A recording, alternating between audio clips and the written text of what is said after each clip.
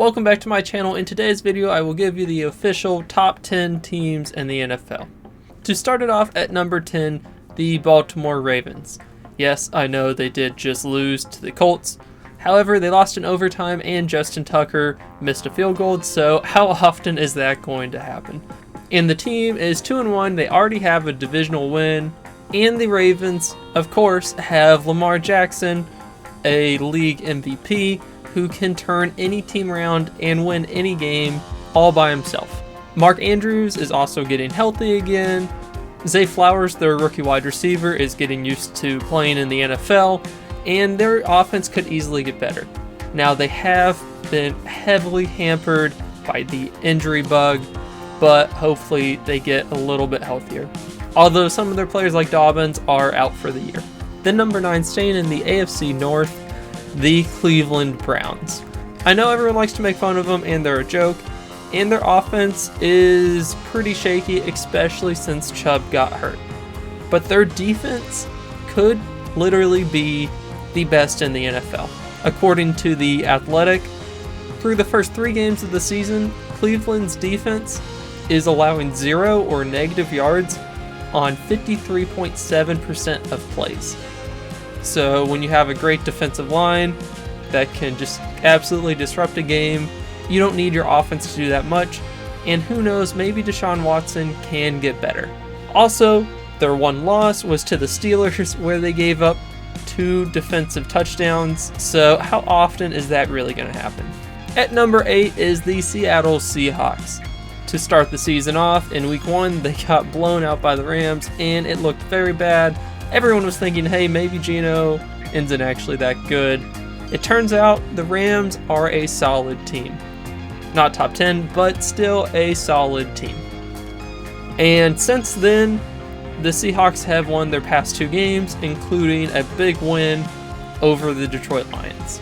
Their defense is a little shaky. They're giving up a lot of points, but their offense has been very good, getting 37 points in each of the past 2 weeks. Then at number 7 is the Dallas Cowboys. Going into this week, a lot of people had the Cowboys as the number 1 team in the NFL. However, they got handed a tough loss to the Arizona Cardinals, and the Cardinals are terrible. So when you lose to the Cardinals, you're going to fall a little bit. But their first 2 weeks were dominant enough to keep them in the top 10 solidly at number 7. The loss could be partially due to the fact that they lost Diggs, their best corner, but he's out for the year, so this will continue to impact them throughout the year.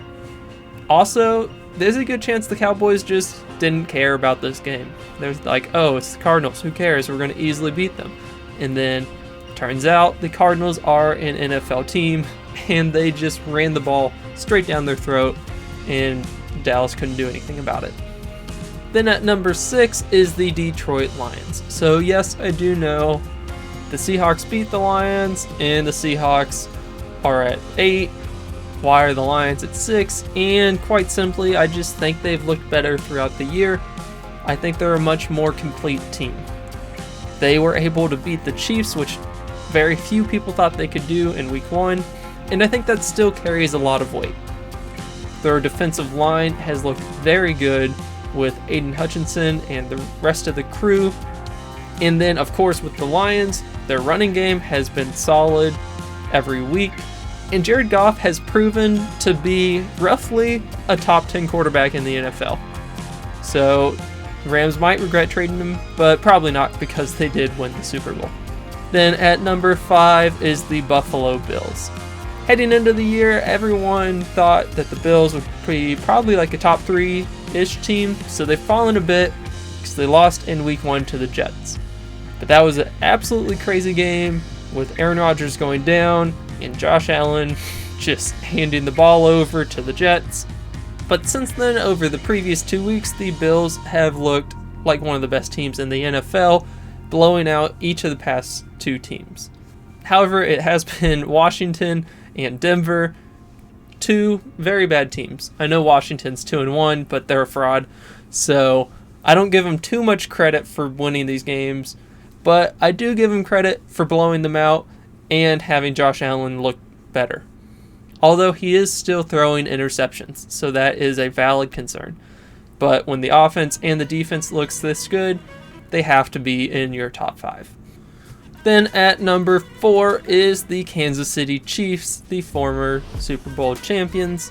Yes, they did lose to the Lions, and of course, yes, I do have them higher once again. But that's what you get for having Patrick Mahomes and Andy Reid with Travis Kelce back and Chris Jones. They are really putting it together. So while they did lose in week 1, they have gained several key pieces, and they got what looked to be a solid win last week against the Jaguars.